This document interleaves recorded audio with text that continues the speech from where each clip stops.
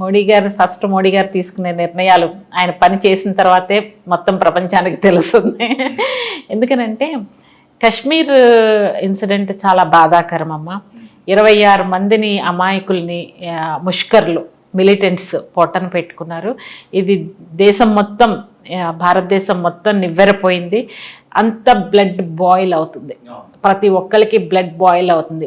ఎదురు చూస్తుంది మోడీ గారు ఏ స్టెప్స్ తీసుకుంటారు, ఏ విధంగా రివెంజ్ తీసుకుంటారు, ఎందుకు ఇంత దారుణానికి ఒడిగట్టారు. ఇప్పుడు రకరకాలుగా మీరు ఫస్ట్ నుంచి చూసుకుంటే 2008లో ముంబై పేలుళ్ళు, లేకపోతే నెక్స్ట్ మన పుల్వామా అటాక్, 40 మంది జవాన్లు బాంబు పేల్చి 40 మంది జవాన్ని, ఇలా పఠాన్కోట్, ఉరి, 1 by 1 తీసుకుంటే కనుక పార్లమెంట్ మీద అటాక్ 2001లో, సో ఈ 2008లో ముంబై, ఇలా తీసుకుంటే వరుసపెట్టి తీసుకుంటే ప్రతిసారి పాకిస్తాన్ భారతదేశంతో పెట్టుకుంటుంది, ఓడిపోతుంది. 1971లో జరిగినప్పుడు కూడా ఎంత చేసినా కూడా తోక ముడుచుకుని వెళ్ళిపోతుంది, మళ్ళీ వెనక్కి వెళ్ళి చేతగానితనంతో దొంగ దెబ్బలు తీయాలని చెప్పి ఇలా టెర్రరిస్ట్ని ఇది చేస్తుంది.